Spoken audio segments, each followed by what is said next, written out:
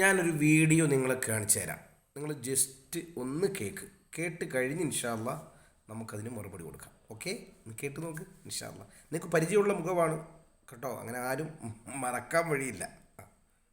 30 കൊല്ലായി കഞ്ചാവ് അടിക്കുന്ന അയാളപ്പുറത്ത്, ഒരാൾ 25 കൊല്ലായി വ്യഭിചരിക്കുന്ന അയാളപ്പുറത്ത്, ഒരു മൊയ്ലിയാർ 25 കൊല്ലായി CM മടവൂരിനെ വിളിക്കുന്നു അയാളപ്പുറത്ത്. ഇതിൽ ഏറ്റവും വലിയ പരാക്രമി ആരാ? ഇസ്ലാമിന്റെ ഭാഷയിൽ ആരാ?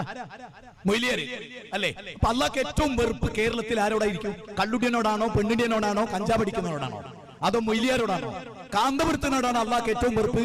അല്ല ഇതുപോലുള്ള മൊയ്ലിയന്മാരോടാണോ, നൗഷാദ് ഹസനോടാണോ, പകര ഹസനോടാണോ, CM മടവൂരിനെ ആരാധിക്കണം എന്ന് പറയുന്ന മൊയ്ലിയാരോടാണോ? വല്ലാത്തൊരു അവതരണം തന്നെ ചങ്ങായി.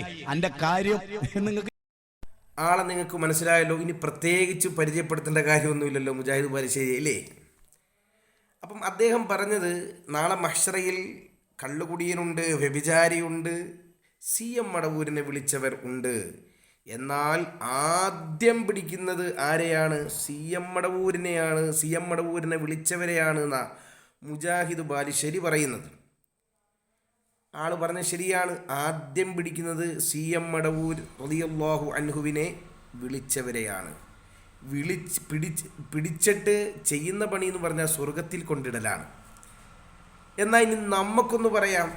നാളെ മഹ്ശറയിൽ കള്ളു കുടിച്ചവനുണ്ട്, വ്യഭിചരിച്ചവനുണ്ട്, അതുപോലെ മോഷണം നടത്തിയവനുണ്ട്, കൊല നടത്തിയവനുണ്ട്, CM മടവൂരിനെ വിളിച്ചവരുണ്ട്, അതുപോലെ തന്നെ 25 വർഷത്തിന് മുകളിൽ ദാണ്ടെ ദീനാണെന്ന് പറഞ്ഞ് ജനങ്ങളെ കബളിപ്പിച്ച ഈ തവളാച്ചി ഹയവാനും ഉണ്ട്. എന്നാൽ ആദ്യം പിടിച്ച് നരകത്തിൽ കൊണ്ടിടുന്നത് കണ്ടേ ദീൻ വിറ്റ് കാശാക്കിയ ഈ ഹയവാനെ ആയിരിക്കും നമ്മുടെ മുജാഹിദ് ബാലുശ്ശേരി. അതുകൊണ്ട് ആഖിബത്ത് ആരെയും നഷ്ടപ്പെട്ട് പോകണ്ട, സൂക്ഷിച്ചോ.